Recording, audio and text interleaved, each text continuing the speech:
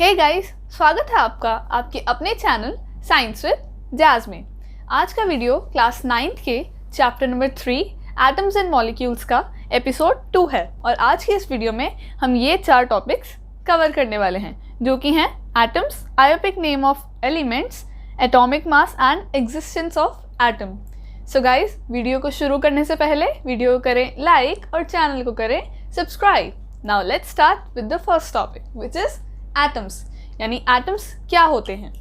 Atoms are building block of all matter, यानी हर एक मैटर, जो भी एक चीज़ मैटर है उसका मेन जो बिल्डिंग ब्लॉक है उसे हम एटम कहते हैं। हर एक मैटर से बनी हुई चीज़, हर वो चीज़ जो कि मैटर हो वो एटम से बनी होती है। एटम सबसे एक फंडामेंटल पार्ट है किसी भी मैटर का। According to modern atomic theory के हिसाब से an atom is the smallest particle of an element. किसी भी एलिमेंट का ये सबसे स्मॉलेस्ट पार्टिकल होता है which takes place in a chemical reaction. किसी केमिकल रिएक्शन में सबसे छोटा पार्टिकल होता है पार्ट लेने वाला, according to the modern atomic theory. Atoms are very small and atoms बहुत ज़्यादा छोटे होते हैं, उनका साइज़ बहुत ज़्यादा कम होता है कि हम उसे माइक्रोस्कोप से भी नहीं देख सकते। जो सबसे काफ़ी ज़्यादा जो अच्छे पावरफुल माइक्रोस्कोप होते हैं उनसे भी हम उसे नहीं देख सकते, बिकॉज उनका जो साइज़ होता है वो बहुत ज़्यादा छोटा होता है। So atoms are very small and they cannot be seen even with the very powerful microscope. Very powerful microscope से भी नहीं देख सकते हैं हम।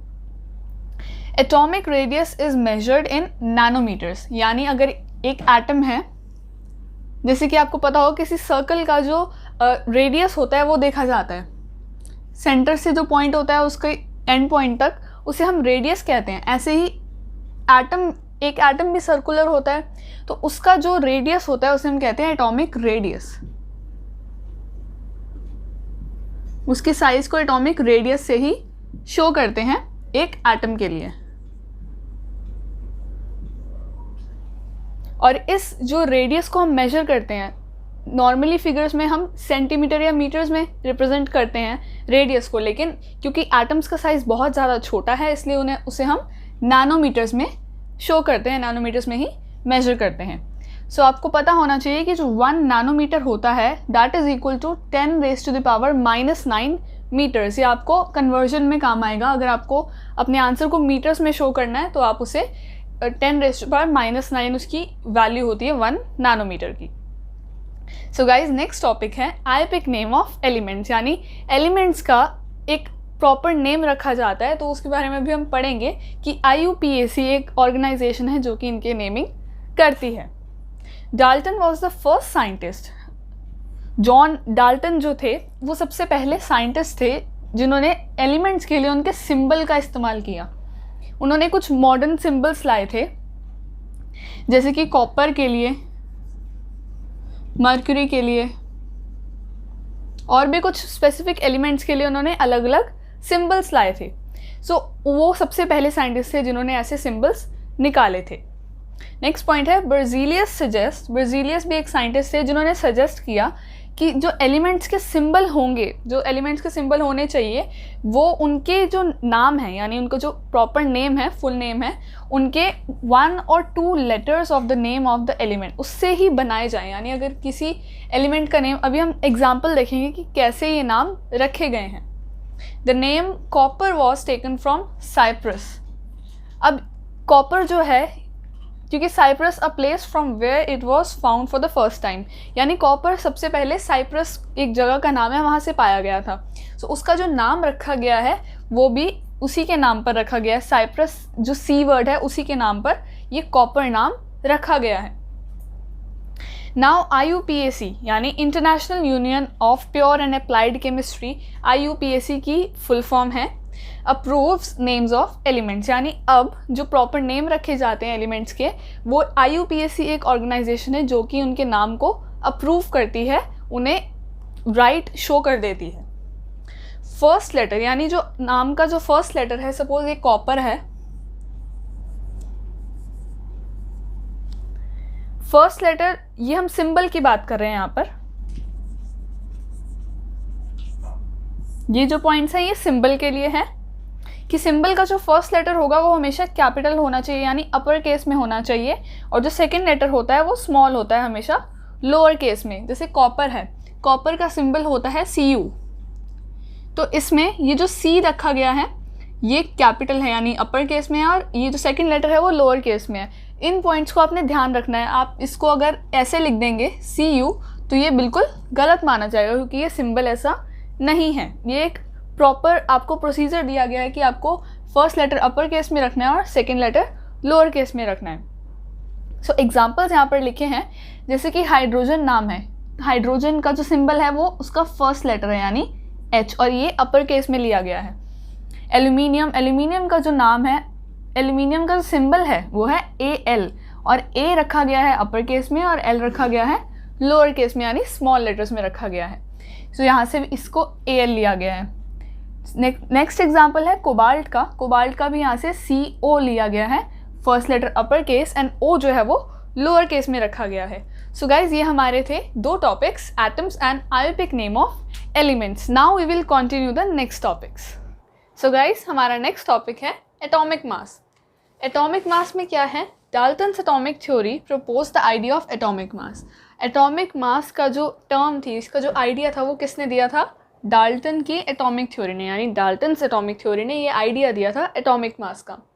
इस एटॉमिक मास के आइडिया से लॉ ऑफ कांस्टेंट प्रोपोर्शंस बहुत अच्छे से एक्सप्लेन हो रहा था, यानी जो एटम्स प्रेजेंट होते हैं वो एक कांस्टेंट प्रोपोर्शन यानी रेशो में प्रेजेंट होते हैं, एक कांस्टेंट या जिसे कहें फिक्स्ड रेशो में जो एटम्स प्रेजेंट होते हैं वो उसकी जो थ्योरी थी यानी इसको जो लॉ था वो भी इस एटॉमिक मास की टर्म से बहुत अच्छे से एक्सप्लेन हो रहा था। The mass of an atom of an element is called its atomic mass. यानी एटॉमिक मास की डेफिनेशन क्या है? कोई भी एक एलिमेंट है, जैसे सोडियम एक एलिमेंट है, इसका एक एटम जो होगा, अब इसका जो पूरा मास है उसे हम कहेंगे इसका atomic mass. All right, in 1961 IUPAC have accepted atomic mass unit यानी जिसको हम AMU भी बोलते हैं, और अब इसे U कहते हैं, सिर्फ U यानी unified mass.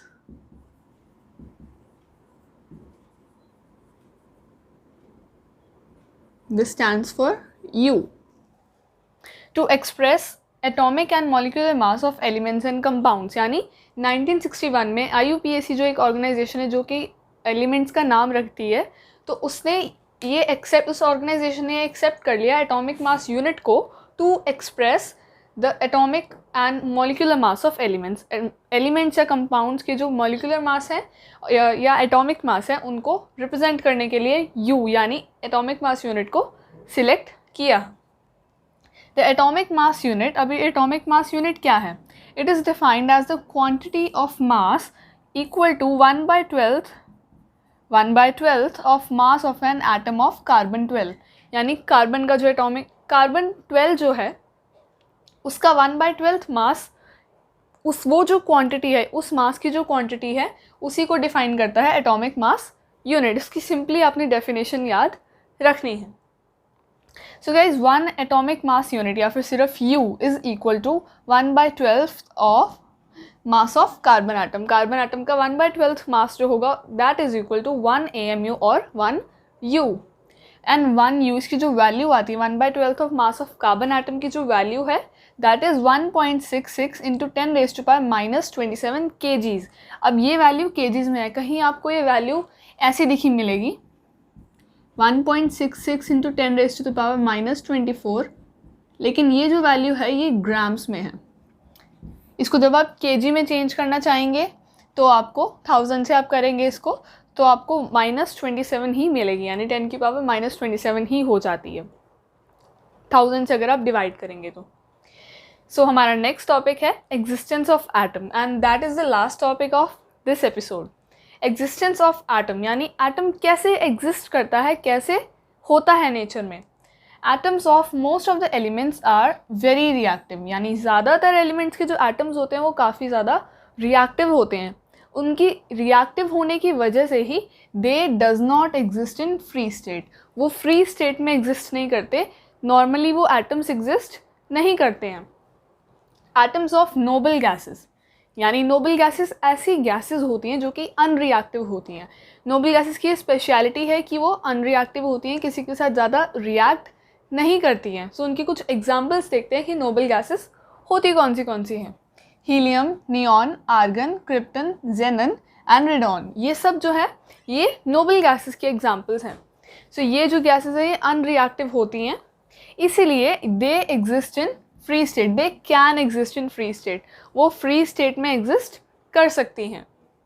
Atoms of all other elements, बाकी के जो सारे एलिमेंट्स हैं उनके एटम्स कंबाइन करते हैं एक साथ टू फॉर्म मॉलिक्यूल्स और आयंस, यानी जो बाकी सारे एटम्स हैं वो या तो मॉलिक्यूल्स की फॉर्म में एग्जिस्ट करते हैं या फिर आयंस की फॉर्म में एग्जिस्ट करते हैं। और ये जो मॉलिक्यूल्स और आयंस हैं वो एटम के कंबाइन होने पर ही बनते हैं।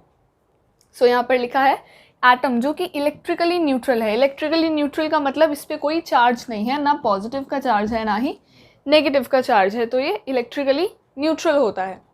एटम दो फॉर्म में एग्जिस्ट करता है, बाकी जो दूसरे एलिमेंट्स की हम बात कर रहे हैं आयंस की फॉर्म में और मॉलिक्यूल्स की फॉर्म में। आयंस जो होते हैं दे आर इलेक्ट्रिकली चार्ज्ड, उन पर कुछ ना कुछ पॉजिटिव या नेगेटिव चार्ज होता ही है, पॉजिटिव या नेगेटिव चार्ज उन पर होता है। जिस पे पॉजिटिव होता है उसे हम केटायन बोलते हैं और जिस पे नेगेटिव चार्ज होता है उसे हम एनायन बोलते हैं। सो ये था आयंस के लिए। दूसरा है मॉलिक्यूल्स। जो मॉलिक्यूल्स होते हैं वो they are electrically neutral, molecules भी इलेक्ट्रिकली न्यूट्रल होते हैं, उस पर कोई पॉजिटिव नेगेटिव का चार्ज नहीं होता है। So guys this was all about atomic mass and existence of atom. So इसी के साथ हमारा आज का एपिसोड ख़त्म होता है। Thank you so much for watching this video. I'll see you guys in my upcoming video. And guys, keep sharing. Don't stop until you are proud of yourself.